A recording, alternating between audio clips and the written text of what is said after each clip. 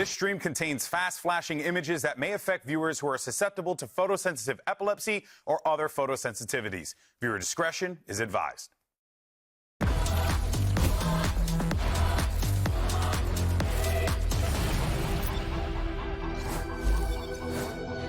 Today, we're headed into the lower bracket and it's do or die. Hello and welcome to Day 5 of VCT Americas Kickoff, coming to you live from the Riot Games Arena here in beautiful Los Angeles, California. I am Zoe, and joining me on this very desk are Sean Garrett and Baby Bay. Guys, time to eliminate some teams. Blood is in the water. I'm as excited as can get. This is our favorite day, right? Yeah. Elimination day. I'm ready to get some teams out of here, man. we are sharks. Get them out of here, all right? This dude's I'm only trying to see the best of the best play. I mean, forget about the people that are going to go to barbecue, right? Oh. Chill. 2 minutes into the show. Maybe I'm being a little too aggressive. Maybe a little too aggressive. No, that's the spirit. I like it. Yeah. Let's keep that up. And also, let's take a look at how we got here. Let's bring up our double elimination bracket to see how these teams got themselves into this unfortunate position of being on the verge of being eliminated today. Yeah, we had some crazy upsets for sure. I mean, NRG, me and you, Sean, we thought that this was going to be the best team in the league. I mean, they still can be, right? This is just kickoff, but that performance was... New meta, new opinions coming on this side of that, you know? Like, that was a huge letdown game, though. I agree. And then, you know, you have teams like C9 giving us 2 different looks. We don't even know what to expect. And then 100 Thieves just washed through them like it was nothing. G2, it's just, this is what we expect. Yeah, G2. It's like 2 very disappointed parents on this. It's like, oh man, oh man. I mean, listen, there were a lot of great roster moves happening in the offseason. There was a lot of reasons to be very excited for a lot of teams. That also means that there is a lot of room for being maybe a little disappointed when teams underperform, and they will be as well, because if you're finding yourself on the brink of elimination today, you're missing out on those championship points. Only the top 4 teams can run away with the championship points for the kickoff. And of course, only the top 2 teams will be punching their tickets to Bangkok for the first Masters. So it's all or nothing for a lot of these teams. And you know what? I think that's what we need, though. We need to up those stakes, and that's what makes matches exciting. And speaking of exciting things, that's also making it more fun for all of our co-streamers who got to cover the action in our first week, and we captured some of their reactions to a lot of great moments in week 1. Mazzino's gotten 4. The demands from the crowd. Can he deliver? Kesnit falls. It's in the corner, I guess, but it is planted for him, but the demands from the crowd. Wait a second. Can he deliver? Wait a second. Oh my gosh. Wait, what the f just happened? There's just no way. Oh my! He's got a heck of a lot of work to do and can't really afford to wait for Arsenal to get there. It'll have to be 1. Arsenal gets in and has to take the 1v2. Paint shells clear a little bit of space, but John and Zek are going to swing together. What is that Tejo ult from EU, He's got a though? heck of a lot of work. Can't really afford to Dude, I'd be pissed if I was Sander. Arsenal gets in Peter? and has to take the 1v2. Paint shells clear a little bit of space, but John and Zek are going to What?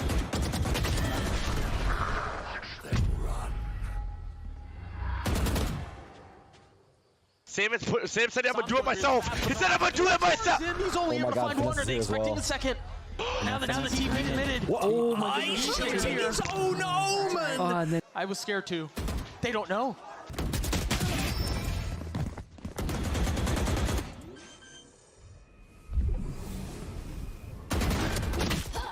his ass down, Finesse. Finesse, you Oh know my he's in god, it. he's lost his geriatric. No. He's Number 4.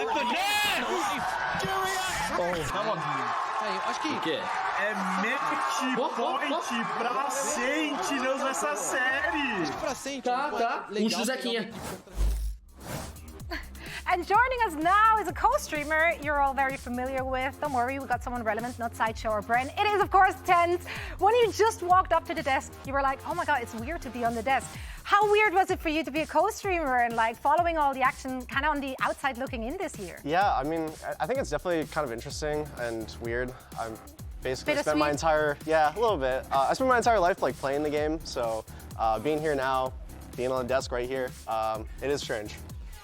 Do you feel like a little bit bored? Like, is it like you're watching Sen play and you're like, what is going on? And especially in that first map when they're getting ran down by 100 Thieves, you're like, wait, if I was there though. What did they do to my split? Yeah. What did they do? Honestly, I was kind of like more stressed watching than playing myself. Like, there was definitely moments where I had my hands on my head, and I remember like playing, I'd be like more locked in. But watching there, I'm kind of like more like a Sen fan in that moment. I'm like, oh my gosh. Did you have it in you to message any of them and like anything you would have done differently? I think I messaged Zach about like the falling rope thing. Oh, yeah. The Asana clip? Yeah, that's the one. That was insane.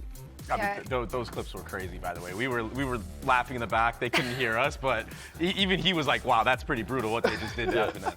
But everything just worked out like it always does. Sen beats 100 Thieves. Yep. Yeah. And history repeats itself. Well, listen though, like it's a lot of fun though to watch you, someone who used to be on the inside, now being on the outside, and you're sharing all that insight during your streams, during those watch parties. So that's been a lot of fun. Now, for everyone who's not been watching Tenz's stream, let's give them more reasons to. Let's get familiar with you because you came here prepared. We're gonna hear the 5 top things that Tenz hecking loves. So Tenz, please take it away. All right, so I guess this is the top 5 things I heckin' love. I guess so. That's what the title says. So in the 5th spot, it is the Sen bundle. I mean, shocker. Wow. Self-explanatory, right? Crazy. Do you still get a percentage of the money? No, I don't. Oh. Did you just put the Sen bundle in every single one? No. Do you even know what's in every single one? Yes. Okay. Coming in at the 4th spot, it is using the Sen bundle. Okay, fair. Variation, we love that. Okay. And 3rd? I think I know where this is What's heading. on the 3rd? Yep. Okay, let's see where this so is I wonder going. what's on the 3rd. It's actually seeing the Sen bundle. It just makes me really happy. Cracks a smile on my face every single time. Wow. We're chatting verbs here. Yeah. Oh, okay, there. Yeah. So coming in at the 2nd spot right here is actually baiting Zelsis. One of my favorite things and one of the highlights of 2024, to be completely honest. He would just kind of run in, I watch him die, and I go retrade him. Would you say that's a key strength of Jordan's kit? Yeah, I mean, Jordan will just like run in like, he'll be like a dog, right? He'll just like, he'll go in like, he'll try to fight people. And so you let him off the leash, you send him in, and you just trade. Recipe for success for Sen. I mean, it's still working, so. Yeah. All right, number 1. Number 1 right here. Oh, God. Pairing Zelsis. That's a good top 5. You still do it though, in rain? Yeah, of course. Wow. Wow, dude, Jordan got absolutely demolished. Was he aware of the strays he was about to catch? No. I love the picture of him on the 2nd one too, where he's just like pouting. Like that's absolutely fantastic. That man knows his way around the camera. Yeah. The first That's is like the professional. iconic pose. Yeah. That's the signature. That is the signature. Well, I'm not entirely sure if we actually learned something about you with any of that. Okay, very quickly before I let you go, one fun fact that we don't know about Tenz. One fun fact. Oh, geez. Doesn't need to be On the fun. spot. On the spot. Go. You have like 10 seconds. 5. No pressure. 1. I was able to make Zelsis lift a trophy. Wow! I feel like that kind of goes in line with those top 5. Well, Tenz, thank you so much for dropping by our desk and sharing your top 5 things that you heckin' love with us. Another thing that we, of course, love is seeing Tejo on the server. And quite frankly, our teams did not hesitate to implement him into their comps. And here is what our pros think about this new explosive agent. I think Tejo is pretty good overall. I think it's gonna be a little bit before Tejo is like fully like explored. So originally we obviously didn't play Tejo, and we didn't want to like ruin the practice we had with the original comp until we played a certain team, won't say, and they played Tejo, and we're like this is not good. So ultimately we switched, and I think it's just gonna be meta. The agent is new and a lot of people are still getting caught off guard by the aggressive plays. Yeah, you kind of like just do an aggressive play, and for the whole half, like the team is kind of scared, like they're worried like, oh, they might be doing a trap with the Tejo missile, and you're just like playing passive. So you kind of like condition by playing aggressively and proactive, and just like play the agent to the max capabilities. Sobre o Tejo, eu acho que ele é boneco muito forte para domínio, porque ele consegue monotovar várias posições sem deixar saída, então combina muito bem com Breach também, porque o boneco tem stun também, acho que ele pode ser também um agente que combina muito com ele. His post-plant utility is obviously, I think, ridiculous with the missiles and the fact that they recharge like a lot. You can get a lot of value with the missiles in both like early map control and also just being able to destroy and break utility from like across the map. It's like very, very valuable. Eu acho que você pode usar 6 molotovs em um round, isso é bastante coisa. O stun dele também é muito bom e a ult dele é muito boa para retake. The last couple of reps we had were against Tejo, but I feel like MIBR didn't really use him to his best capabilities, and it's kind of tough to play Lotus without a like scan-esque initiators. The defense Lotus Tejo is just very difficult to get the util that you need, and also support the duelist player that gets that. On attack, you have a free time. Like Aspas would probably be greening out, they just Tejo you, and it's like a lot of util. But on defense, it's like there's a lot of space you can be in. The Tejo struggles. He's not like a good pop agent, in my opinion. Like, there's a lot of agents, for example, Sky, Reach, where you can do like hard execs with, where you know you're flashing for your team, they're blind, and you're like running them down. He's not really like a hard exec kind of like initiator, if that makes sense. Basicamente, com o Tejo você tá meio que no escuro, você não tem tanto poder de pegar informação. Então, basicamente, você vai ter que arriscar mais as jogadas e tentar matar o inimigo em uma jogada só. Se der errado, basicamente, você jogou a habilidade do boneco fora e é basicamente isso. Generally, you want to set up a peak. Tejo doesn't really set up peaks that well unless it's his ult, and the drone's like good, but it's nothing to write home about. There are better drones. I think the drone is like very impactful. I think it's just like a better version of Skydog. So he's got a lot of like cool like little stuff. It's just people are still pretty raw to him right now. We haven't seen like a lot of like crazy combinations I think you can do with them just yet. So I think there's a lot of room, like there's a lot of potential in Tejo. Eu acho que o Tejo vai ser usado de uma forma muito criativa, mas acho que de início vão usar da mesma forma que eu estou usando, mais para situações de explosões mesmo, e é basicamente isso. I think the future of Tejo is definitely gonna be versatile, but like it's very important for the player that is playing Tejo to be very creative and like have a mind for the game. Personally, like as an IGL and playing Tejo, it helps me a lot, like how to set up my teammates, kind of take space and fake with the drone and the missiles. I feel like personally, it might be like the perfect IGL agent. I think that's gonna be the future.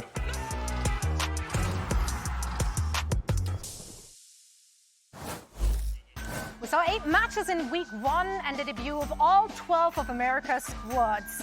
Now, of course, the big question is, what have we learned? What are the big takeaways? Let's save America's youth by making this educational in a segment we call What Have You Learned? Now, of course, I have my 2 alleged A students who run us through this. This was a group project, so I assume just one did the work. Yeah, maybe I'll take the credit. I think she did most of the work. May or may not have been me. I'll give her a little bit. But class is in session, guys. I'm ready. Educate me. Yeah, I'm gonna educate you. Okay, so we first saw Loud come out. They looked really good. Which is shocking because in the offseason, I thought they were going to be like one of the worst teams in the league. I mean, they didn't really barely win anything. Come on now, give me a break. Yeah, okay, maybe not the worst team in the league, but still, it was very impressive to see their performance clutching up against EG when they were down. Yeah, wow. They look really, really good. The veterans coming up big, the new players, they're aiming. Like honestly, this looks like the Loud of old. And then Cloud9. Beating NRG, that was the biggest upset I think we've had thus far. Yeah, and that's shocking. And Zeppa as well, right? Yeah. Going absolutely nuclear on the Tejo mainly. I mean, it was such a highlight performance. So, yeah, and of course, next we had the nerves racking in for some of these teams. And I think one of those is definitely NRG because we have them so highly rated going into this. I think everybody did, right? They looked so great at Soup. They've been dominating the entire offseason, maybe just only dropping 1 series in total. Yeah. And what happened to them against Cloud9, I feel like they should have won that. No, they definitely should have won this game on paper before the patch. On paper. But yeah, new meta here, and NRG, it looks a little bit behind. It's shocking to say with an IGL like FNS at the helm of that team, but they are behind, and other teams in that little grouping, 2G. MIBR, Furia, 2G. 2G's missing Spike, you got to give them a pass slightly, and then Furia, you know, they just got their team in. Had the tier 2 stand-ins for the game prior. So like, is this a hypothesis or is it real? Are match jitters a real excuse? I think it is a real excuse, especially for the kickoff tournament. Like, this is a lot of these players' opening time on the big stage. Especially MIBR. Yeah, and if things start poorly, oh man, the snowball gets going down that hill, picks up some speed. Yeah, and then obviously we saw Sentinels in G2 looking absolutely fantastic. I mean, the way that Sen bounced back against 100 Thieves was impressive in its own self. But the creativity of their compositions as well, I was really surprised, especially on that Pearl matchup. Yeah, Sentinels honestly taking out 100 Thieves on Pearl was the highlight for me so far, because it showed them switching up the comps and being aggressive with their composition selection, and 100 Thieves having that old school style comp and running into a lot of problems because of it. So it tells us maybe where we're heading into this meta, and Sentinels picking up right where they left off, which has to be a good thing to see with the two new players. Of course, you had G2 as well just look absolutely untouchable in the server. I mean, they decimated Cloud9. It seems so obvious, right? They add Jogamo and they just get better. How did it actually happen that way? It's insane, though. He's able to just do whatever he wants on the Yoru because of the supporting cast. And Tejo as well, right? Yeah. We had Tejo and Breach and Vice in week 1. And we have seen the meta shift. We've been talking about it. We've been highlighting Tejo this entire pre-show so far. He's changed the game. It's way more faster paced. The executes are heavy. Even just controlling space, taking control of default space. You can't play anywhere. Look at this set play right here on your screen. That was that sick play from 100 Thieves against Sentinels where Narrate has nowhere to go at all. And it's not possible without a character that has rockets in his kit. Yeah, and I don't really even think it's map specific either. We're seeing Tejos have success across pretty much the entire map pool at this point. But Split is one where even Kaunzine, we saw him in the interview right there, he plays the agent and he looks so damn good on him. Like, he has creating a lot of set plays with the Breach actually to get early ground in these rounds. That's the interesting thing too, to me. I was like, is it gonna be a Breach replacement? But seeing it paired up, I'm like, it just makes sense because now you can literally, especially on Split, execute an entire site with utility. Sentinels taking B against 100 Thieves. I mean, that B hit you cannot play anywhere. Yeah, unplayable. Looks like we had a lot of big takeaways here from week number 1. I feel educated, A+. I believe that's how the American system works. I didn't go to school here. I have absolutely no idea what I'm saying. Well, letters and pluses and minuses. Right. Anyway, speaking of Tejo, that does lead us into our first matchup of the day, EG versus Furia. And if we're focusing on EG here, look, here's the thing. We think of Potter and Evil Geniuses as innovators, right? So it was extremely surprising to hear her say this after the map 1 loss.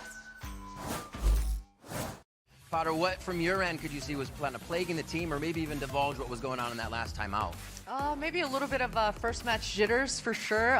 We weren't being quite as decisive as we are in the scrims, but honestly, Loud played a good game. The Tejo is a curveball for us right now. We're still getting kind of used to the groove of the Tejo utility, and it's just so explosive when they want to fight. So Loud definitely had the upper hand on us on a couple of those rounds, but we were just talking about it. I feel like we should have definitely closed out that split. So refocusing for map 2 here.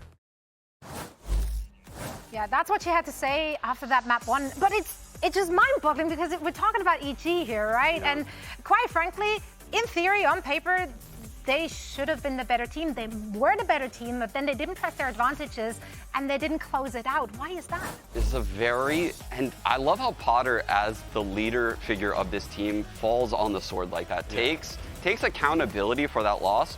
You know, had an off read for the game. We all wanted to see Ye back on Chamber, so when I saw it to kick off the series, I was so happy. I knew Potter was willing to do that. But the Phoenix on Pearl just did not pan out for them. They weren't farming orbs at all, which was so surprising. That's like one of the strongest parts of Phoenix's kit. And to see Ye, of all people, this explosive duelist player that can off on Chamber or Jet, play Phoenix instead of Icy, I thought that was kind of questionable.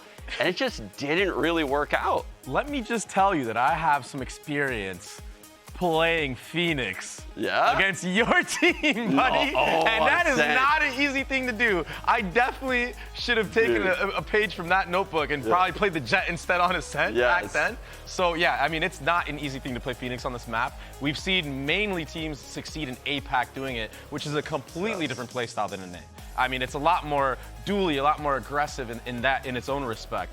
Over here, I mean, it's hard to give value unless you're like, I feel like even like Zeppa or Victor. I think those are the only Phoenix players that come to mind for me. Yeah, I want to say he only had like 2 ults in his attack half. Yeah, it's so rough. 6 You know what, we orbs. can ignore that though. You know, like people got excited anyway. Phoenix was thrown in the mix. Everyone is excited except from maybe Natank, who had, you know, like his superpowers stolen, like way to steal his thunder there in their first match.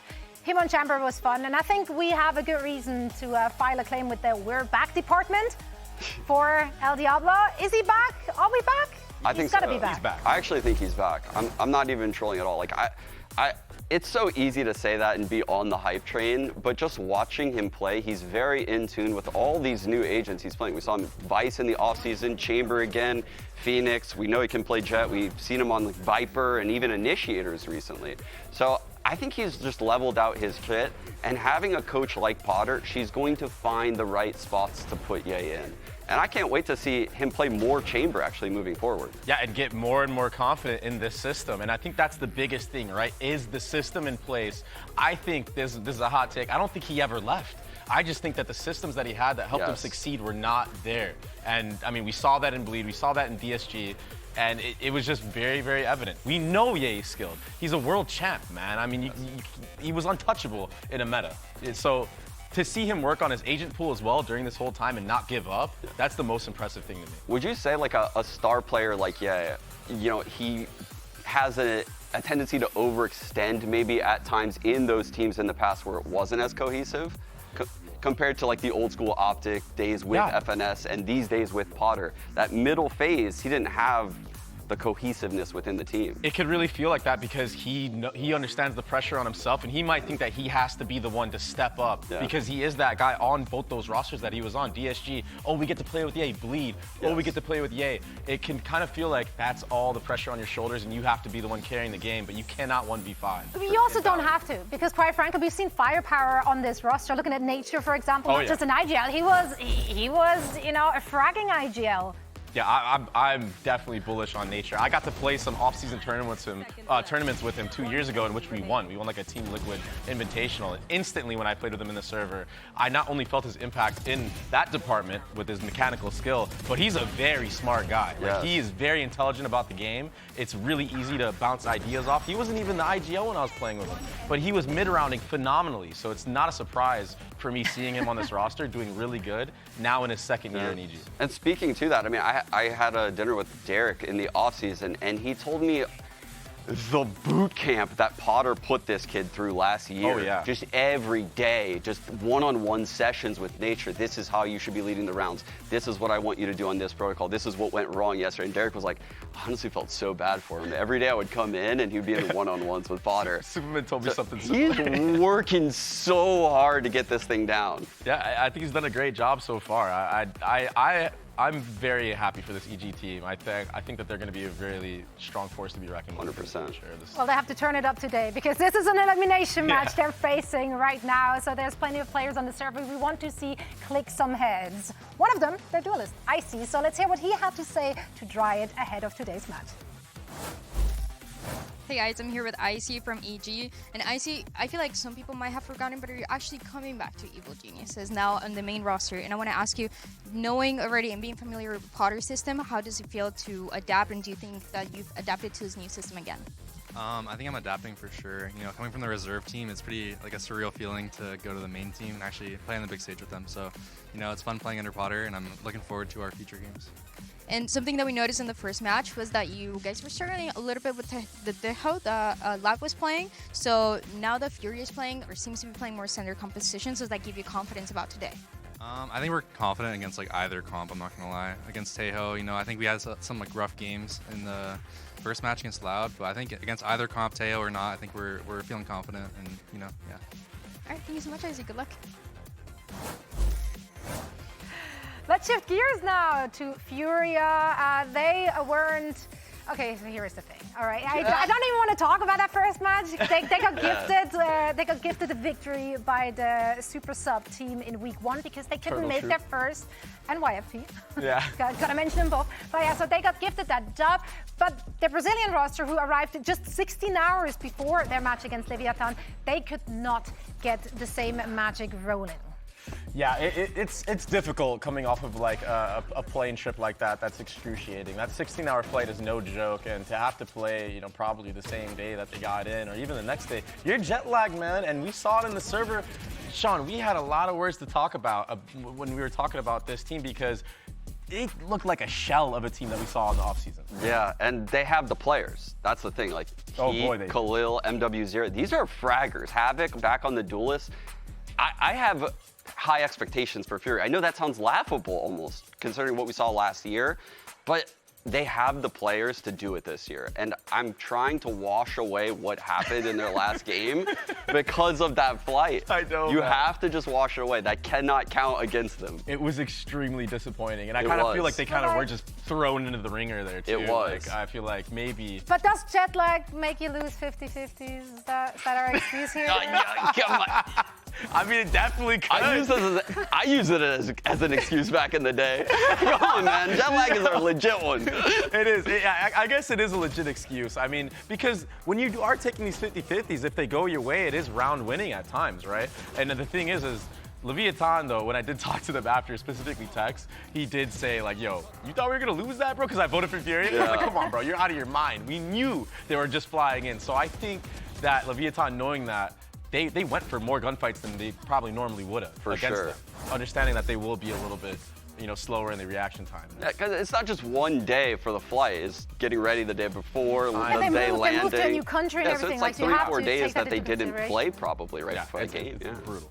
Pressure's on. Well, we gotta get it done today. One player you guys just mentioned was Havoc. I want to talk a little bit more about him. Some would argue that he was the most improved player in 2024. Yeah. How do you feel about his debut performance here in 2025? I thought his debut wasn't that bad. He went.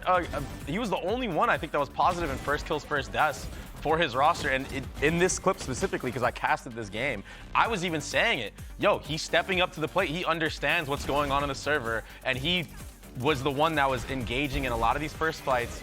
He was trying to carry his team over that edge, but it's just not enough. Like I said, it's not a 1v5. You can do your damn best on the duelist role, but it's just too hard to carry. But yeah, he went 9-5 first kills, first deaths. I agree. I think he played really well, and this is one of those players where the community has it up against him, right? Because that initial Breeze game against Energy. 2-20. The 2-20 game, but now he's on Duelist, and with confidence, he's a different guy. I swear. Yeah. He swears. Yes. Yeah. He is so. I swear too. You'll see it. I believe in this team. Yeah. I believe in this team. And so do they, and rightfully so. There's a lot of great pieces. Maybe the first match, but let's just forget about it. They can prove it today that they're here to stay. Let's actually send it back over to Drive and hear from the veteran of the team, Khalil. Hey guys, I'm here with Khalil from Furia, and I want to ask, Furia has played 2 matches, but you've only actually played 1. So now they have a little more time to prep after that first match, that first loss. How are you feeling about today? A gente está mais preparado, sem dúvidas. A gente teve tempo para também treinar o individual, descansar mais. A gente teve melhor tempo de preparo também para esse segundo jogo. Então, vai ser melhor. We're feeling way better, more ready for this game today. We had more time for practicing, for individual time to rest. So we're feeling good about today. And then my second question, since the offseason, we've seen a couple of your players do role swaps, play other things. So do you think at this point everybody has adapted to these roles properly? Sim, cada tá na sua posição de conforto. Teve algumas mudanças, sim, tipo de flex para duelista. Eu acabei trocando para controlador também, em comparação ao começo do ano passado. Mas todo mundo está na sua posição de conforto. Everybody's in their comfort zone now. We had a few changes, like from duelist to initiator. Like I was doing something different last year, but everybody is very comfortable now. All right, thank you so much. Good luck today. Let's take a quick look at our predictions to see where we think, or what we think is going to go down today. Oh no! Oh, Van Silly. Van Silly picking. I am a believer. You can't count them out. You can't count them out, no matter what the result was. Let me just say that I voted EG, even though I'm still high on Furia, because of the fact that I still don't think they've had enough time here. I still don't think they've had enough time to practice. Yeah. I think it's going to be, it's tough. They're going to be better, I think, but I also don't see a world in which EG just drops the ball again. Same thought process, right? It's just a bad time to come in late. This new patch, taking those days off at the worst time possible. It's not even their fault. Not even their fault. Well, today we're headed to the lower bracket and 4 teams are on the chopping block. Evil Genius versus Furia, MIVR versus 100 Thieves. Day 5 of VCT Americas Kickoff will start right now, so get comfortable, get yourself a bevy. You're in for all the action, you're in for the ride, and we can't wait to talk to you again in a little bit.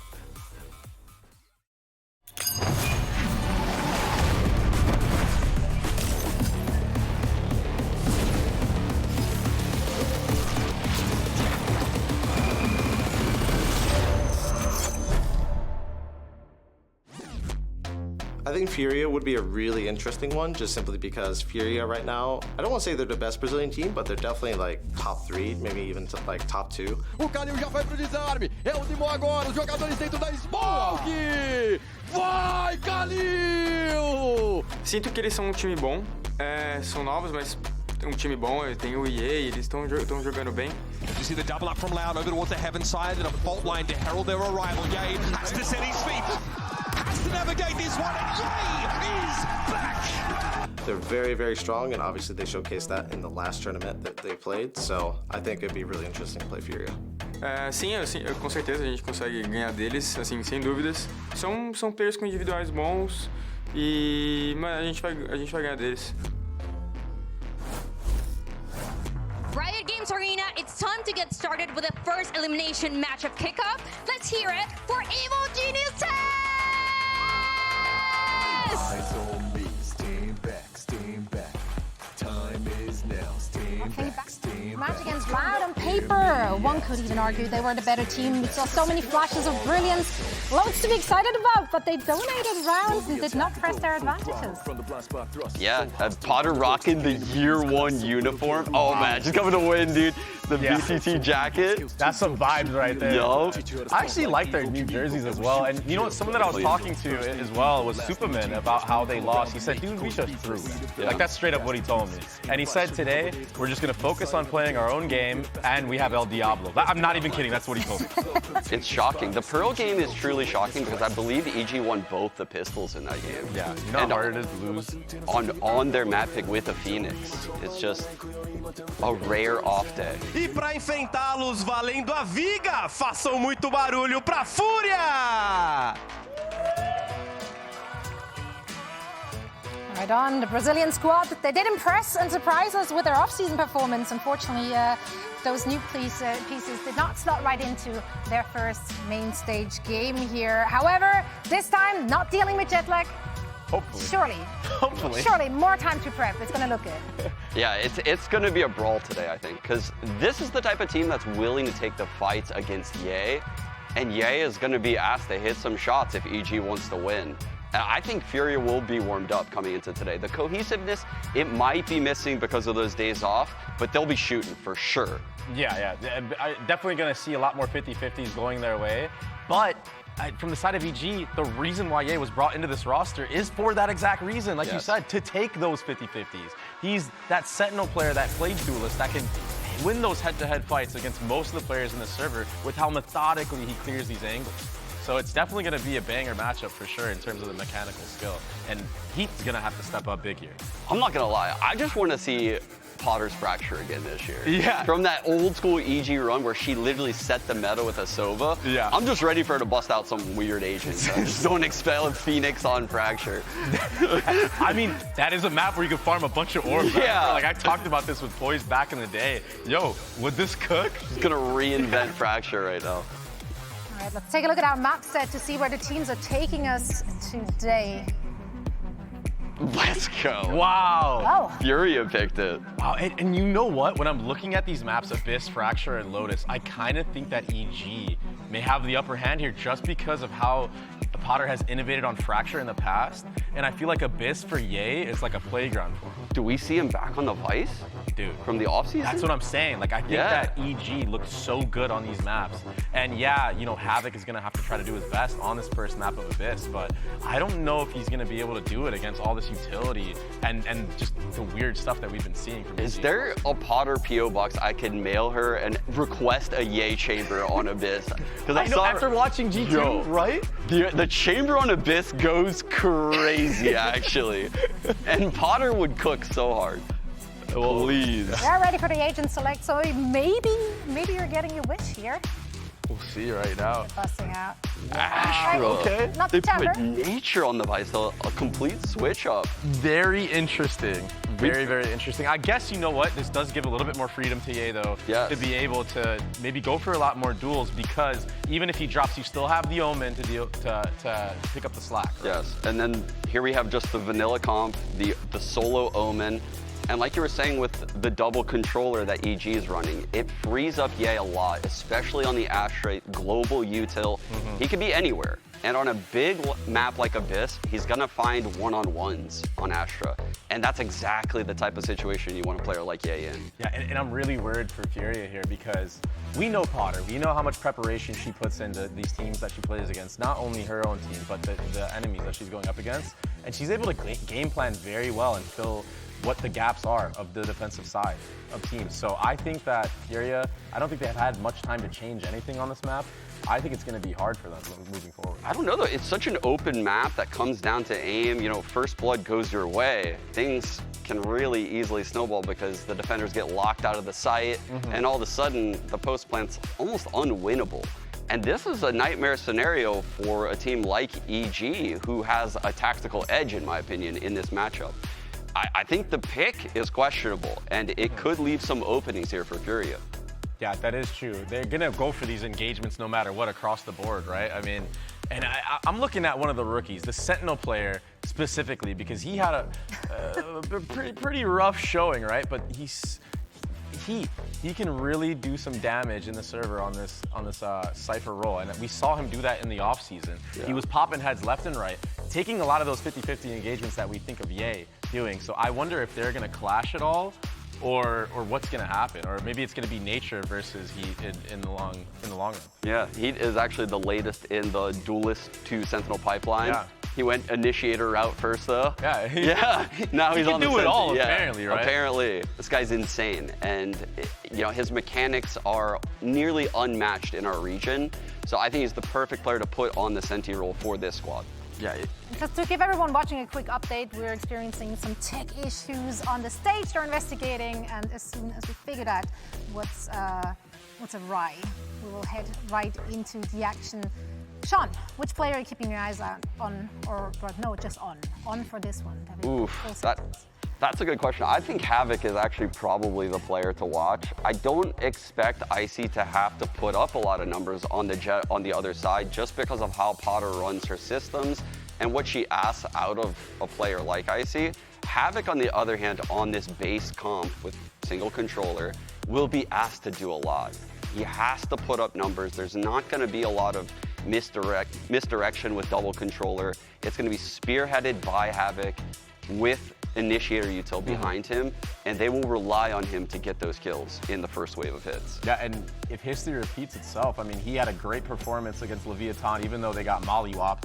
So it could be very good. And another person to look out for from the side of Furia, and I know it seems like we're just like really riding on Furia here, but it's because I feel like they kind of have to do the most to win this match, you know, compared to EG's win conditions, is MW Zera. I feel like him on this map specifically. Sleeper. Yeah, he just creeps up that scoreboard. And a lot of the success that they had on Abyss specifically was him and Havoc going crazy and MW closing out most of the rounds. Yeah, MW, like, against Leviathan, like, he was fragging out on that silver. Like, he was leading the scoreboard there for quite a bit until almost the end of the match. But it looks like we're now ready to head into map 1.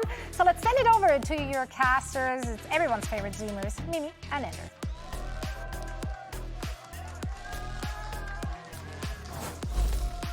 Thanks very much. Yes, we have our first elimination game here for Kickoff.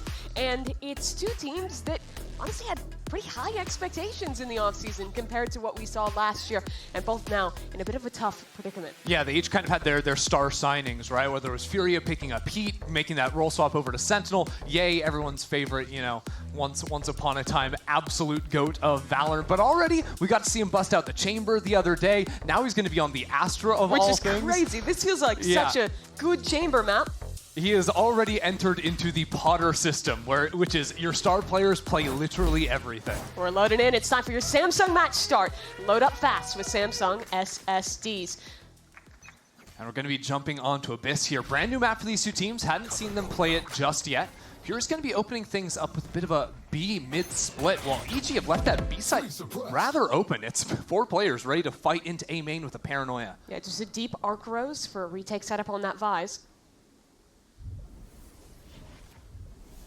These 3 players, I mean, Nature's able to get even just 1 and fall back towards CT. That could be pretty big. Also, Superman closing in with a Paranoia that catches 3 players. Nature trying to play off that, but just gets spammed out, even while Khalil's full blinded. So now that Vise utility is completely off the table, and Furia have a wide open plant on B. Evil Geniuses right now working with a couple players on the flank, clearing out all those post-plant spots. Furia's comp does have some tools in the post-plant, but really they want to fight forward. I like this look from them, and the knife that'll come out will spot out Supa. Key to this round might just be Icy. Still has his dash online, a ghost in hand. 3 players they'll be swinging into. Supa already dinked. Icy can't even trade back. That's good. Once heat, but he's going to need a lot more, and it's overwhelming odds. Furia falls back into the site, and that time is ticked. But that's good damage. Now, all the players on site from Furia are dead, and the last 2 cut off, trapped by Icy. If he can get these kills, he can win the round for his team, and Icy, he's done it for EG. Pretty incredible work there, Icy. After losing Supa, was the only player of Evil Geniuses on his side of the map, but the pressure he put down, consistently taking those fights, while at the same time, that flank comes in on the opposite side. He had just enough distraction that it opened up for Derek to find a couple of kills. Yeah, it was really nice work from them. I thought after losing the Vice and also losing that Paranoia, they really didn't have any tools to work back in. I almost feel the Furia overstayed their welcome a little bit on that spawn push. Well, the thing is, I actually liked the spawn push when they were all playing together. Sure. The issue was when they fell out of that, they didn't have anything actually watched behind them. So that's where Derek's able to carve them up. Outlaw for Icy. A nice swing timed off the dart. There you go, and Ye's right behind it. This is actually something I noticed Ye and Icy doing really well in their split game, was they were sort of bait and switching in mid when it was Icy on the raise, Ye on the chamber. Ye was actually the one taking a lot of those first contacts, and Icy picking up shots afterwards, but there it's the inverse. And it's nice to see those 2 new players already showing some synergy in server.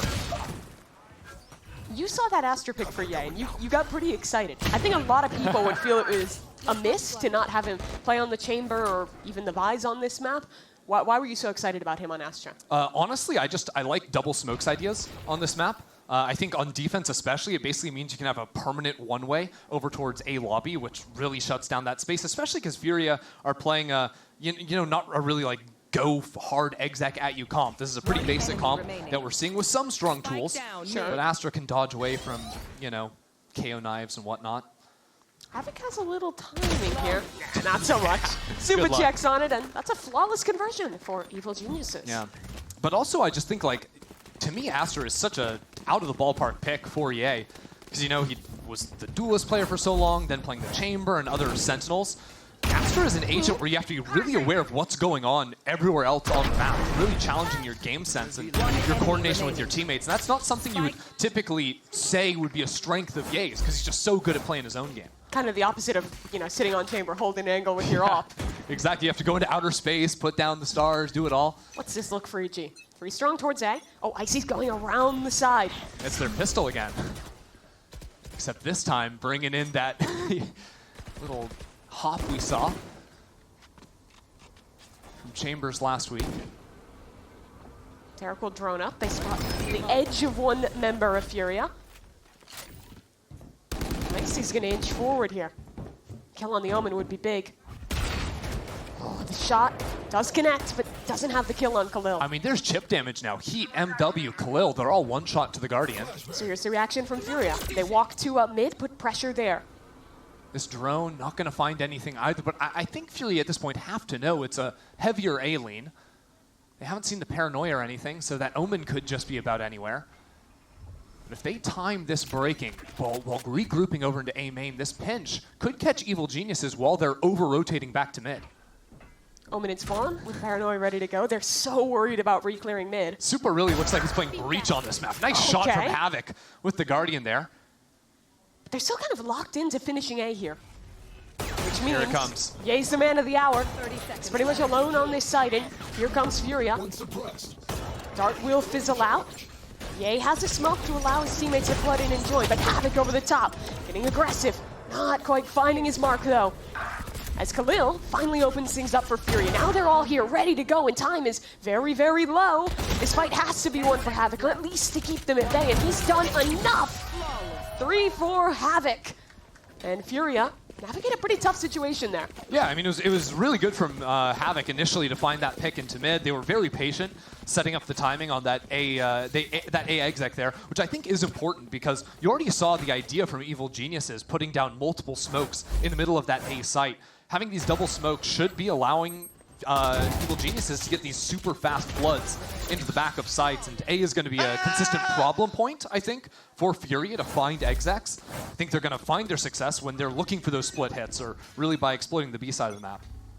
Yeah, Havoc, one of those guys with such potential to improve compared to his first year in Americas. One suppressed. Paranoia ready to go. This is going to be a big brawl in main. Havoc, oh, knives out. Gets a little awkward, but now Furia ahead with the utility.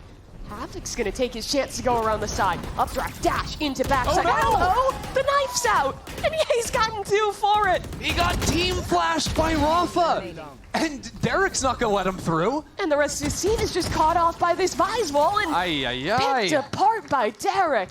That's brutal as well, because I think there was a Paranoia that actually caught the EG player he was trying to dive onto there. Unfortunately, when you're in their face, Paranoia doesn't do much. Where's the KO Flash fully going to take you out of that one?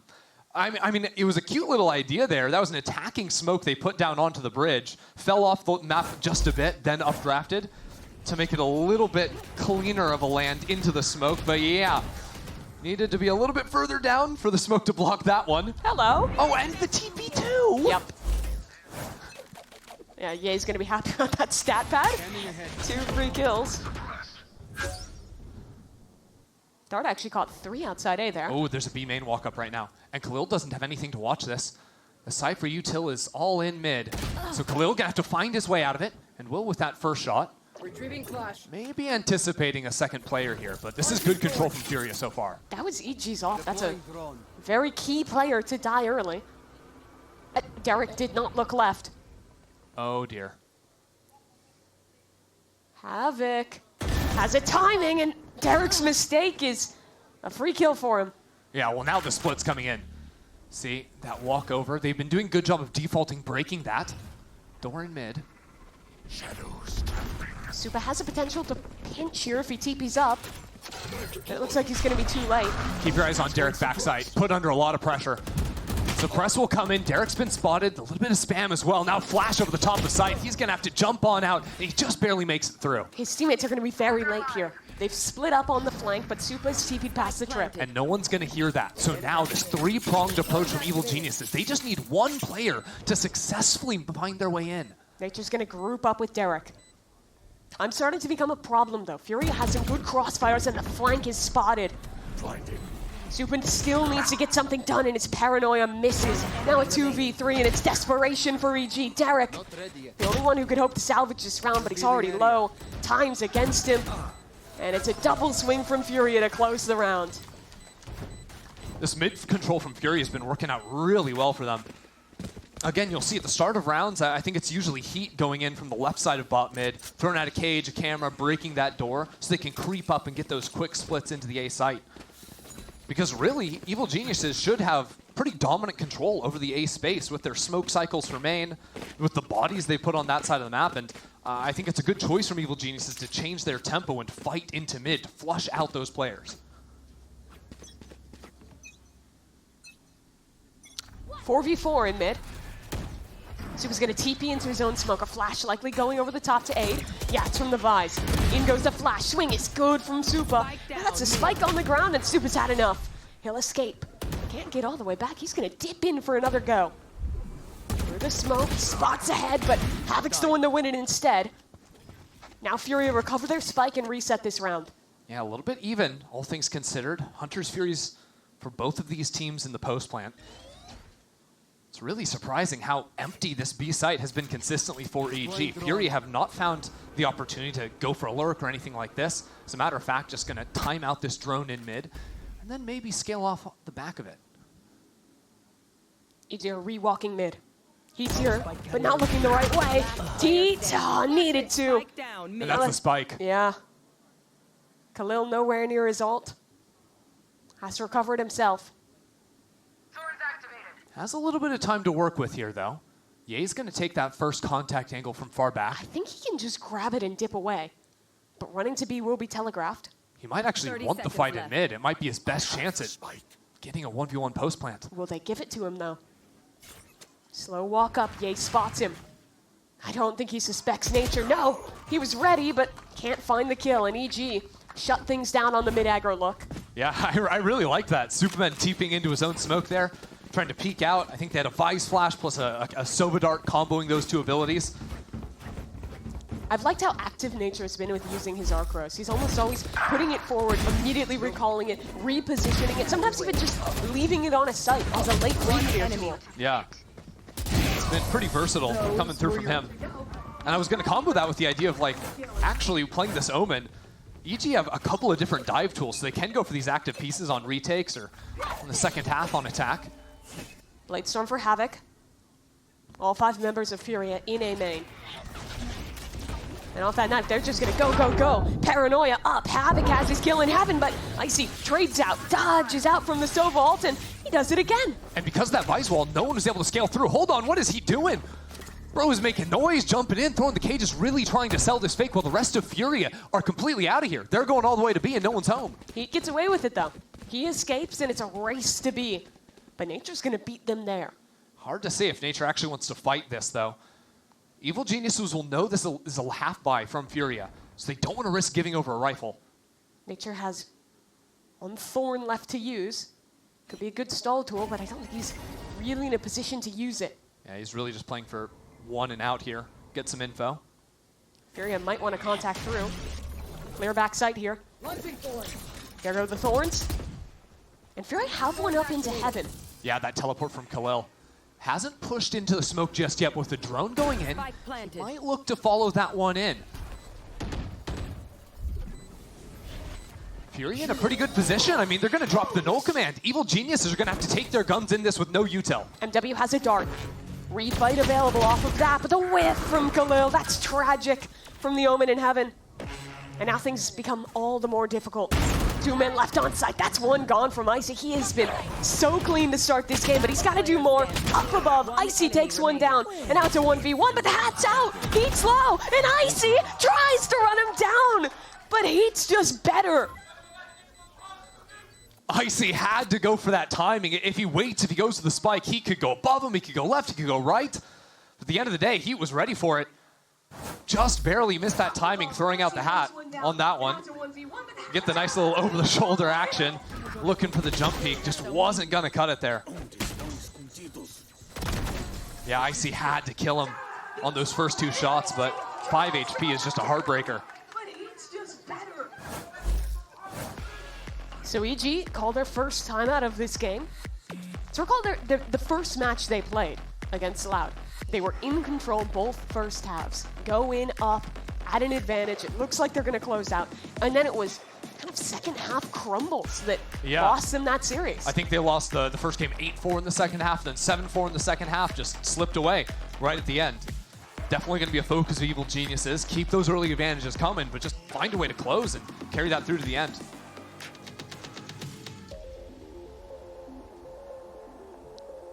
I think EG are going to want to prioritize getting another op on Icy. Fury's been doing a lot of mid-round contacting into mains late. I think if Icy's in the right position, there's a real chance to punish that.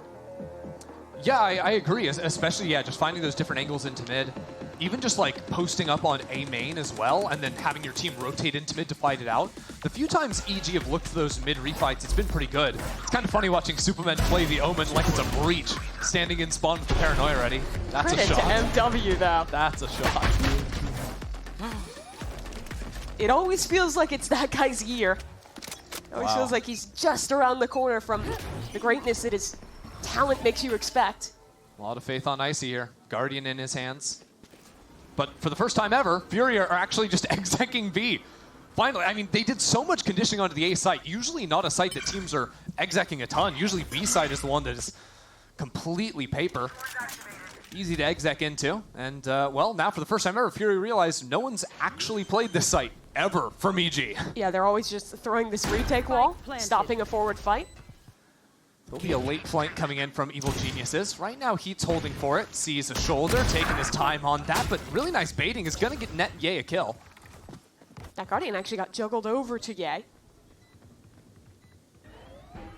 Furia? Oh, in tower. That's a really good position from Galil, and the shot's better. Wow. Quick adjustment from him. Havoc hits the second mark, and it seems to have been a lockup on this eco round. Icy already low, a double hold, and Furia tied the game. Yeah, that was a bit of Furia, I think, figuring out what went wrong in their pistol round, where this time they actually left Havoc to play that spawn position, stop that lurk in its track, and that fight into spawn for them went way better. These last 2 rounds, I think we've started to see a glimpse of the conceit of this Furia roster that was sold in the offseason, right? Putting together some of the best talent from Brazil in terms of individuals, bringing up some new players to Americas. Speaking of those new players, it is Rafa that's calling for the team, trying to find out those differences to make the fights forward work. Definitely has played on some good teams in the past, the Union, etc. The first time seeing him on the America stage. There's that off for Icy. Lovely. And the IGL's dead. Another Icy ringing out in mid. That's the thing, there's a lot of different angles that op can come at you from, and it's really hard to flush it off with utility. The drone doesn't reach far enough to actually turn the whole corner, so Icy can swing back into the angle.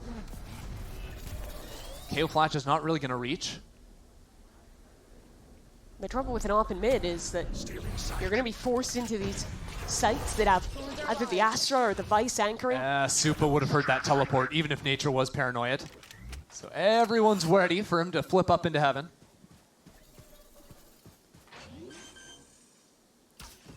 This guy's kind of a shooter, and he has a dart to help him out. Not going to happen. Supa line and wait.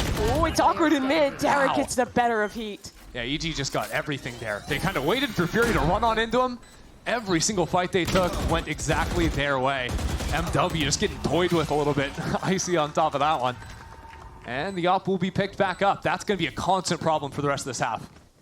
EG have really figured out how Fury is spawning these B post plants too. There's almost always a player teleporting up into heaven or some kind of jump up there from the Sova joining, and they're just punishing that every time, setting heavy forces into heaven, flooding out, and shutting down those forward positions. Honestly, I'd like to see Khalil change his entry pathing. He's got the ultimate this time around, so maybe just goes really deep on through. But I'd like to see that teleport go on top of Bookcase. He's been throwing that smoke on top of Books, and that way he could maybe fight through that into Ivy with the KO Flash coming on in. No one calls it Ivy but Van Silly. I like Ivy. What do you want to call it, Mimi?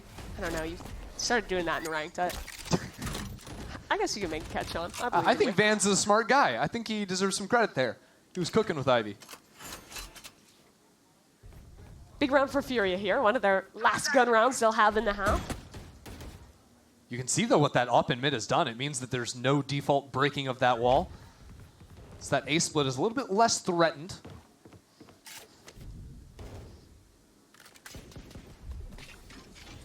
Icy's pretty mobile with it, too. He showed in mid a little bit, rotated over towards B Heaven. Hasn't found anything, but I think he's going to have sticky feet this time around. That drone in A main is going to be spotted out as the fake that it truly is. And there's Icy for the kill. That's a way to start off the round. He's heated up, too. Pops the blades immediately, ready for more. And there's just so many angles for Fury to clear. So many possibilities for Icy. He spots another arm. That's why we don't wear capes. Shot misses out, but he's got the Blade Storm ready to go. Sees Rafa. Blade's not connecting just yet, but this guy's gonna stick around. Won't vacate the site just yet. Fury have used almost all of their utility. 20 They're seconds. Still not past the choke. Look at Rafa. Rafa snuck up. He's waiting for this, though, but he's got to go before the guns go away. Rafa just gets shut down. The paranoia comes on through. Fury, there's nothing to do but run. 10 seconds, they're running for the hills. This round left. is over. Really, Icy finding that first shot onto Havoc just stopped the hit in its tracks. Had no real chance. Then all of a sudden, Nature's dropping down the Steel Garden. Good luck. That round is all about Icy. Not in just his positioning, or excuse me, just in his shots, but more so in his positioning, right? By starting mid, showing a shot there, so many players from Furia were worried about that, trying to re-clear that space. By the time they're hitting right into this site, they only just realize there's an op 50 seconds in, and they just don't have the tools to deal with him. I'd also want to shout out sort of Icy's movement in that fight. That's been something that maybe has been not a real focus of him as a player, but throughout this game, he's really found those like jiggle timings where he's kind of toying with Furia, keeping them engaged in fights without ever really offering himself up. You really saw that once he took the knives out and was playing towards that long angle. Furia just sort of stopped in their tracks looking for a kill that was never going to come their way. It's good to see for this EG as well. I know both of us were critical of some of Icy's performances last year with G2. Finding his own, now back with Potter. Yeah, especially on a map like Abyss, you need a Jet Yoru player that can just kind of frag out. That's what he's shown us so far today.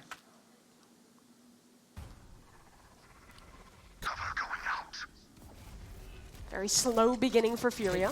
It was just perma smokes. Like Cypher K just thrown into mid, EG using their double smokes to threaten space taken in A. Oh, that miss. Not quite there, and Furia trying to scale up off that. Already pushed down on lower, and they're going to snap around the corner again. Icy can't find it, but he does escape. That's big, and he has teammates to support his way out.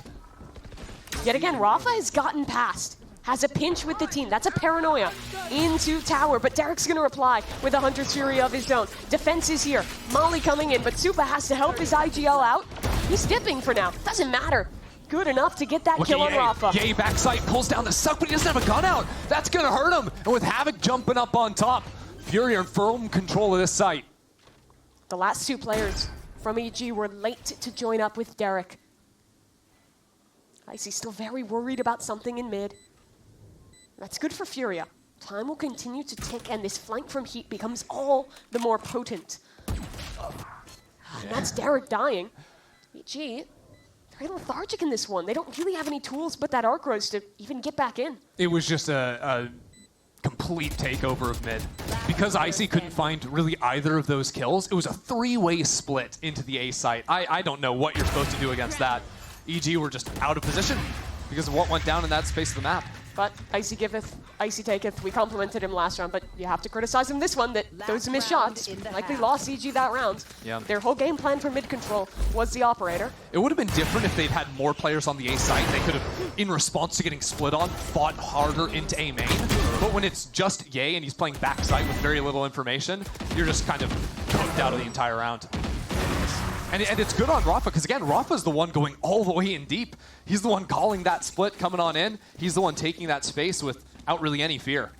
Mid-fight for EG. We saw this a couple rounds ago. And Havoc has an op to fight back in. It's a good counter. Havoc up top. Derek just has the dart out, but he misses. And Derek does not. That's an ult into spawn. A full pinch from EG. Oh, I see. You gotta stay on the map there, bud. And Supa's in spawn. Like, that's just a pretty round. I'm sorry. You talk about like EG dives, you know, when they're playing similar comps to this on something like Ascent, that's about as good as it gets. Feels like a classic EG, right? Yeah, I'm getting flashbacks. Like, imagine mid as catwalk of Ascent, and we're just going zooming down it. Yup. Such a good call there. The Arc Rose was perfect. Well-timed dart. All those players in A lobby have to turn around for Supa, and Icy's just showing up in mid because Derek got that first kill. That's real pretty. Well, a great first half between these two teams. We'll return with the second.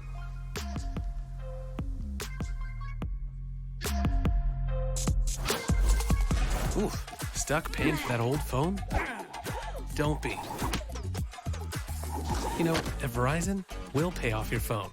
And you'll get iPhone 16 on us. That's a value of up to $1,600, only on Verizon.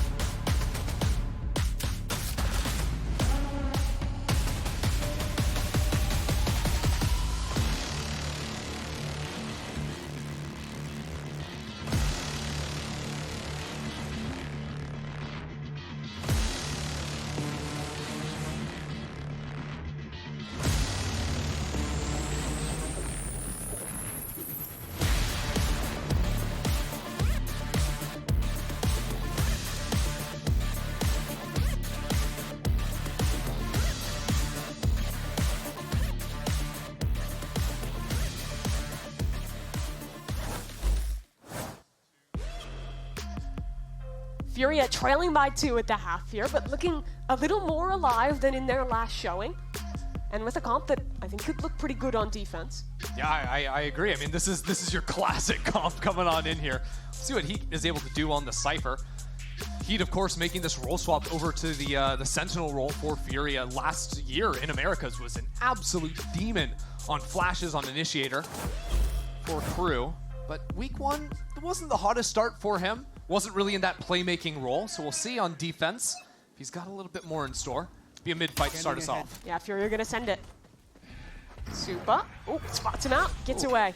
Little scouting TP and out. That's going to be a quick accelerate into the A site. And Furia, their choice is, do we flank or go back into vents? And I think it's going to end up being a flank call with at least one of these players. So the question for EG, did they flip the map or are they ready to fight back into spawn once they realize that flank is coming? They already know. Supa, I think, might be boosted up on top of that box, ready to turn around and fight into main. But instead, as Derek gets chipped out from up in heaven, it will be that full flip back towards attack side spawn or defense spawn. And that's a great start for Icy. The flight into spawn is successful, leaving only one defender from Furia. And this flank is coming in quite late. They've got to like attack the site as if they're attackers. Furia coming into it. And it's basically only 2 left. Trades are already good onto Icy and Nature. A devious spot to drop down and backstab. But that's another kill coming through. No Astro Pull available, but still it's an advantage for EG. It's Nature's flank activated, and the positioning is just too much to deal with for Furia. That late backstab from Heat not paying off for them really cost him in that round, especially when EG had Nature up in window and was able to find that kill. That was really the difference. Those solo players, whether or not they were going to get the ones they needed. That'll be excellent news for Evil Geniuses, now taking both of the pistol rounds in this game. Going for a pretty heavy buy here. Phantom, 3 Bulldogs. Some fighting chances headed into a 3rd round, but already taking a look at the ultimates, like, hey, if Icy's in the front lines here, we might be getting some knives online by round 4. Not too bad for the duelist. Cover going out. When we've gotten into these late round situations, I have noticed in both games now that Furia oftentimes feel just like a few seconds late on making these decisions of where they're grouping up, whether in that round, say, committing to the flank or going back together, which is leading to them being under a lot of time pressure in these retakes, or in the first half, in their executes. And you have to kind of wonder if part of that is having a junior IGL coming in. It's hard to say, because some of the times it was like, okay, if Duelist dies, then it was sort of unclear how that hit was going to work out for them. Definitely saw a bit of that. I think the nice thing about playing the defensive side for Furia is that it's a little bit more controlled. That last round, they're going for the flank, so maybe it gets a little bit more chaotic. I'd like to see Rafa settle things down, hold on what is happening. Now, Supa has this lurk, and it has a go. So Evil Geniuses are managing to salvage, but there's still 2 players out into backside. Yeah, and Rafa has a Phantom now. And Rafa has a flank now. He'll be heard, though. Supa should turn around and deal with this. But it's a ghost in his hands. It's not so 50 simple. armor, though. A dink should do it. No. Supa whiffs. Rafa rewarded, but he needs to do more. The critical man in this round, and he claims another. Rafa for 3-4 from the IGL. Yeah, I'm going to say it's not an IGL problem, Mimi. Yeah, real. That's a big round for Rafa, too, because I'm not going to lie, it was a bit of a stinker first half from him, but having the 4K to salvage round number 2 after losing pistol, couldn't ask for anything more. He lived on 1 HP, too. Just a bit silly. You gotta talk about, though, a solo jet walking mid with a Phantom on your anti-eco. You don't like that. No. Then, yeah, oh, gosh. Ducking down, eating up some bullets into the wall, I think, to win out on 1. Now, this is where I don't want to bring it up, but because they lost the eco, Evil Geniuses last week again were up in 2 maps at the half and lost 2 maps pretty badly in the second half. Really got those rounds taken away from them. Now, it's not that dire just yet. Sure. But these are things that Evil Geniuses will have talked a lot about during the week and were trying to avoid replicating coming into an Elim match today. We saw this get prevalent last year with Cloud9. The hero buy your duelist to Guardian on every eco round was very effective for them. Like to see EG continuing that tradition. I think it worked in the first half too when it got juggled back into Ye in the mid round. Havoc is now the duelist that's stepping forward all on his own with the gun in hand. This time it's going to go a lot better for him. 2 kills, traded back for 1, but with Ye getting the sheriff shot from all the way downtown, Evil Geniuses have equalized 3 on 3, and now 2 decent guns in their hands. Push back sight. Oh, Heat, that's a nice flick. But the paranoia, he has to run for the hills, and he'll achieve that goal. So a 3 versus 2 retake. But Icy and Supra, they've been good thus far. Icy's very much alone here. Yeah, paranoia will come in though. Icy just dropping smokes to buy some time. Supa's gonna need to take a timing through this smoke eventually. But with Icy falling, it all goes down to him, and there's just too many angles to deal with. Furia salvaged the round after things got a bit dodgy in the middle there. Just playing into the fundamentals. Group up, play their 3v2. And close that one out. They're gonna juggle back a couple guns, make sure everyone has a full rifle into this next round, and EG, if you're an EG fan, I think this is the round to start getting scared about the second half if they lose. They're gonna have rifles. We're gonna get to see their game plan on this attacking side. Remember, Evil Geniuses are running this double smoke comp, and what that's going to allow is Superman to be way more active getting into sites. You're going to see sort of throwing these smokes on site or top site B, top site A. You can use that teleport, or Icy can also be dashing on into those. So EG have a lot more tools to try and swarm the site, but they are lacking in flashes. They're going to have to rely a lot more on paranoia or the Vise to get the job done. Haven't heard that player cross left side. And he got that round 4 up now. It's going to be really hard to clear out A main, especially because Derek is leaving this side of the map, and the drone is what you need to get back into that space. Could also make it work with pullbacks. Hold on. Yeah, he's juggling. Look at that. He knows that angle, and by taking those slight, just little jiggles, he gets to see the shoulder first. That is beautiful play from Icy. No one knows offers like that, man. Oh, he walks into a smoke against 2. Maybe a little bit overconfident. Rafa, though, could save this one back. But his opportunity has slipped him by. Khalil is stuck on site as well. This fight up into heaven. Icy sticking it inside of the smoke, but as that one comes down, he's the one to bring it on through. Nature punishes Rafa for not connecting onto that final shot, and it'll be MWZ on the save. Brutal round across the board for Furia. Yay, just eviscerating the Opper on the A site. I really hope we get to see it from his POV, because like, how many teams can reliably be like, yeah, okay, our smokes player is just going to re-clear that up on his own while our drone is running to the other side of the map? And look, if he had approached that, coming in from his left side of main, going to his right, he loses that fight 10 out of 10 times. Because he's approaching it from the left there and knows exactly that pixel that every operator is going to want to hold. It's an instant, see the shoulder, headshot through the wall, it's over. Talk of ops, MW did recover his team's fallen sniper. Yeah, EG were trying to swarm that a bit. Yay, back in that space, but not able to shut that one out. There's that from Yeah, see, Havoc's Havoc POV. never sees it because Havoc is too close to the wall. So at fights like that where you're holding a close angle, the closer you are to the wall, the more disadvantaged you actually are. And Ye knows that, and he knows that the angles in A lobby aren't very deep for the Opera to play, so that's why he's playing deeper back towards spawn, taking those slight jiggles. You don't want to go too far, or you throw away that advantage. That's an excellent punish from him. The reason that's not a terrible angle to play, though, is because generally you're facing enemies moving right to left, who are going to be at about even odds with you. Yeah. And in that case, the opposite advantage. Also, you have the jet dash to get out. Also, most players don't have the confidence to take that dry gunfight against an op there. Ye does, though. And that's a good round for EG to stem the bleeding. First time out from Furia coming in. And coming at a critical venture. Lose this round, economy's starting to look a little bit rough. Yeah, but they do have the ultimate advantage coming into this round. They have jet knives to back up the operator, so you're not going to be as hamstrung when you're going for a retake or something like this. But also, Rafa has the ultimate.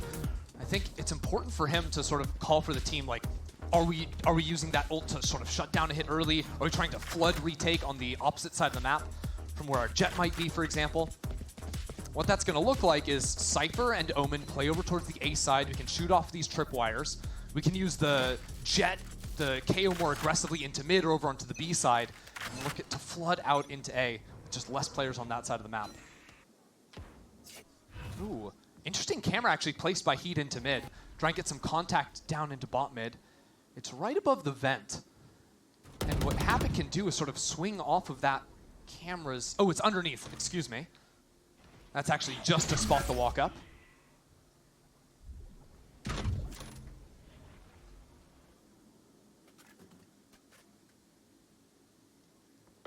EG will drone into A main. And a play smoke threatening the walk up on Havoc. As we look for this op fight, though, the question is, does either Icy, or rather does anyone have the courage to step into it? No. It's going to be regrouping back into the A site. Again, ready to play spam off of this. And a paranoia for Khalil to slow down the hit.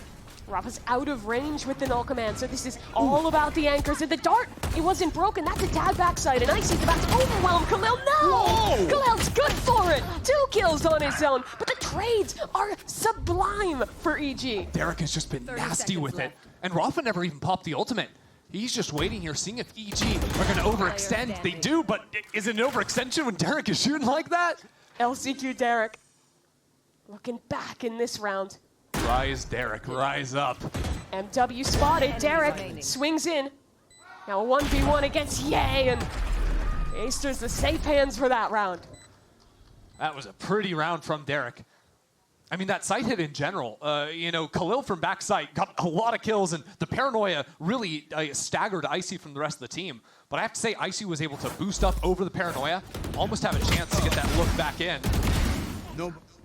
But Derek dealing with all the different angles, calmly readjusting to that player dropping out of heaven. That's what you'd expect from a guy that's really been around the block here in VCT Americas. Not in Americas, but in the times before. Sure. The ancient era was his domain.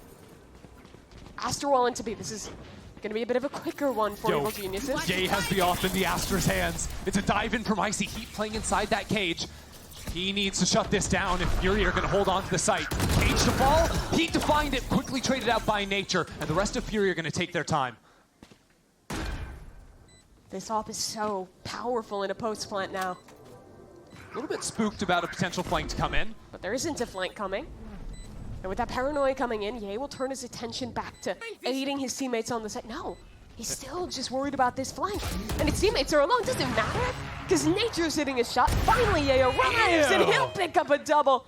No matter the agent, no matter the time. And MW spotted out too, swings into a double. And EG really getting the ball rolling in this second half. That is real good. That's real good. Look, Evil Geniuses, they really haven't skipped a beat since dropping that anti-eco after winning pistol. Here, Nature has a solid trade out. Could have been a bit dodgy for them. But then I think the way they were holding this, playing pretty deep on that line backside, having Ye to swing out, kill those players flooding out of heaven. It's really hard to block off that window angle with any smokes when you're approaching from up high. You just can't do it. Another Furia timeout. There was just one a few rounds ago. Was. It's because their econ's just kind of busted right now. They're looking at 4 ultimates on the other side.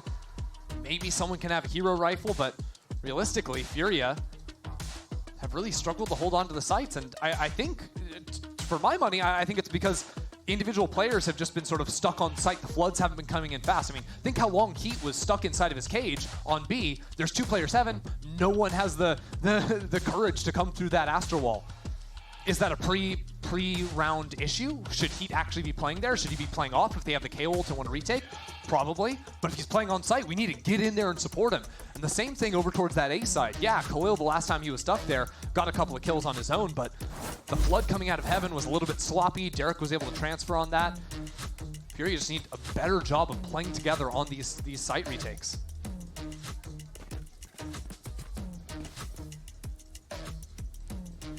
And it looks like EG are going to slow things down a bit. That operator stays in the hands of Ye. I love it being in Ye, too, because he's placing stars in the middle of the round, he's always sort of the last person in sight, so that deep secure with the op. He's got the read. I think he suspects Havoc's going to run it down A here. There's the flash. Ye unaffected. Ooh, but they're actually just inserting Havoc here. Now the swing to come in. Havoc's going to get out of that. 3 players he calls to the rest of Furia. MW saw nothing on that mid re-clear. But there's not any rotates into A for Furia as EG walk up. Now they're going to bring MW up into heaven. Hard for Havoc to get out of the spot, though, without a dash. As a matter of fact, he's going to stay in it. Calling in a flash from Rafa, but he just keeps getting chipped lower and lower. Evil Geniuses have not really pressed their luck too much here. But now that they've scaled on in, have the option to break this one way with a jet smoke if they want a quick exec, or just wait it out.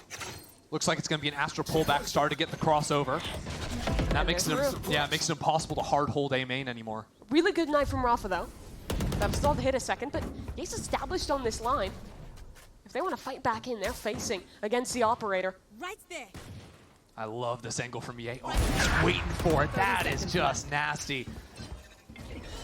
And now EG can commit to the execute. Paranoia is good. Havoc can't see a damn thing. Goodbye. He's dead. And EG have control of A. What a good Paranoia from out in mid. It cooked Supa's position, so he ended up falling at the end of it, but doesn't matter when it helps your side hit happen like that. Turns out, Ye's still just playing Chamber. Doesn't matter. He's playing Chamber, but with global smokes. Sounds like a good agent. Yeah, I'm not sure if that's exactly balanced, but... Both these Furia members completely split up. And unfortunately for Heat, it's Ye holding that angle. Cover going out. Yeah, I was wondering how EG's this was going to look here. Hadn't seen him played in their first series, but so far on the attack, pretty excellent. And Ye's off has been a major factor in that too. Holding his nerve too. Knows that no one's full sticking on first tap there. Doesn't use his pull. So 12-7 now. EG looking to beat the second half choking narrative that they might have gotten from their first match. Nice too for EG that they have so many ways to break that one-way smoke, whether it's an Astra pullback or a jet smoke to get across. You just put that on the ground so you don't walk through that smoke at a major disadvantage. Sure. Takes a lot of the value out of an Omen, for example. Big ults for EG to end this game. Nature can just take away these guns on B. Havoc needs one, but it won't be easy because Ye has that up, and Ye is going to be looking for the peak. He's out now, and he knows that a player was boosted up in books. Now Icy trying to close in on his prey. Fury will have to abandon the site versus the Steel Guard. Icy's going to go forward in the post point. Ye again stalwart on his angle. But they're ulting to A? It's all a fake? And Icy is staying up here in heaven. Oh, they have to clear him, but the drone spots him. Icy just playing with his food now, taking some time, will fall down, but again, we're 10 seconds into the post plant already. There's going to be an op, there's going to be an Astra Star, there's going to be two darts, there's going to be way too much. And Supa's walking backside. There's a Derek ultimate on the Sova too. There's just so much stall. Furia have to get on that spike, get that util out this instant. Oh, Tomb Blind onto Superman. Nature trying to duel a little bit. The ult's coming in from Derek, and the time! It's already gone so far. Furia need this spike half now, but the pull is coming through. They're denied yet again. Furia just can't get an inch. Derek's alone, but it should not matter. EG win it on time and claim map #1 of this series. That is just like Potter drew it up in the Valo plant. That was perfect. The timing of that hit onto the B site, the drone into B, just excellent. And a lovely Red Bull clutch to end there from Derek. CG team is looking solid. But there's still more to do this series. Fracture's coming up, but that's always been their home. Look, I'll be honest, like, day one, Evil Geniuses, yeah, they played fine, but it wasn't like stellar. And then you see this second half on the Astra that was clearing out the enemy off of A main with those jiggle peaks, nailing the headshot. Then he picks up the off, steals that away, is just dominating over and over. That was excellent. Icy had an absolutely breakout first half of the game as well. If those players are firing on all cylinders for EG, this team will be able to compete. Absolutely. A really good start to this series from EG. The key pieces getting online here, but still a chance for Furia. They'll have to dodge elimination on one of EG's favorites. It's Fracture coming up.